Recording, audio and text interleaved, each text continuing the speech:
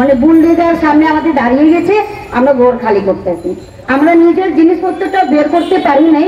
তোমার মেয়র আমাদেরকে উচ্ছেদ করে উন্নয়নের নামে মার্কেট করছে। দেশের উন্নয়ন মার্কেট করলে, কাঁচা বাজার করলে দেশের উন্নয়ন। আইন অনুযায়ী তো কমপক্ষে একটা নোটিশ দেওয়া হয়, আমাদের কোনো নোটিশ দেওয়া হয়নি। জাস্ট একদিনেই বলা হয়েছে 12 ঘন্টার ভিতরে আমাদের ভোট খালি করতে হবে। কিন্তু আমরা যেহেতু জানি মাননীয় প্রধানমন্ত্রী বলেছে পুনর্বাসন ছাড়া কাউকে উচ্ছেদ করা যাবে না, প্রথম কথা। তাহলে মাননীয় মেয়র সাহেব সরকারের কথা রাখেন না, আমরা পুনর্বাসন দেয় নাই। তার মধ্যে আমাদেরকে মানে কুকুর বিড়ালের মতন আমাদের সাথে আচরণ হয়েছে। মানে বুলডোজার সামনে আমাদের দাঁড়িয়ে গেছে, আমরা ঘর খালি করতেছি, আমরা নিজের জিনিসপত্রটা বের করতে পারি নাই। কারণ ওখানে আমার মা বোন তারা অজ্ঞান হয়ে পড়ছে, আমরা কোথায় যাবো? অলরেডি 2টা মা আমাদের স্ট্রোক করে মারা গেছে, একটা কাকা মারা গেছে, তার মধ্যে আমরা পারি না, কোথায় যাব? এই যে কাউন্সিলর মহোদয় যিনি বলেছে আমরা চুতর গ্যাং মাদক দ্রব্য, উনি কিন্তু বিগত 10 থেকে 15 বছর থেকে একটা ওয়ার্ডে আছেন, উনি কিন্তু দেখাশোনা করছেন, উনাকে আমরা সবকিছুতে ডাক দেই। তো উনি তো এতদিন বলে নেই আমরা এই মাদক দ্রব্য বা কিশোর গ্যাং, তিনি তো আমাদের নামে কোনো জিপি করে নেই। তো হঠাৎ যখন উচ্ছেদ করবে সেদিন আমাদের নাম এটা কেন দেওয়া হলো? যদি আমরা মাদক দ্রব্য বা কিশোর গ্যাং হয় তাহলে আমাদের নিরঞ্জিত থেকে আপনারা দিয়ে দেখবেন।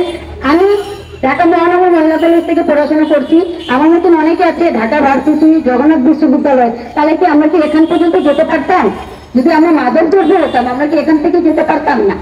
আমার কথা আমি যেটা অভিযোগ করলাম, এই 2015-তে রোহিঙ্গাদেরকে যদি এই দেশে রাজ্য হতে পারে তাহলে আমাদের কেন না?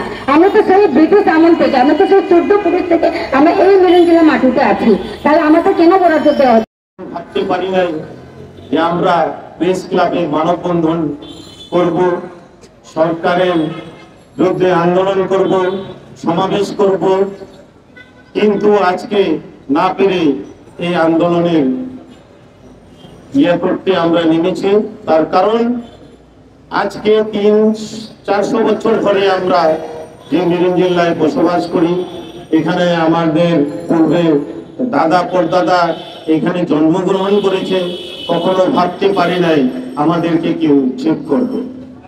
বিগত অনেক মেয়র মহোদয় এসেছেন, কখনো কেউ আমাদেরকে উচ্ছেদের কোনো প্রস্তাব বা কোনো উচ্ছেদের কার্যক্রম করে নাই।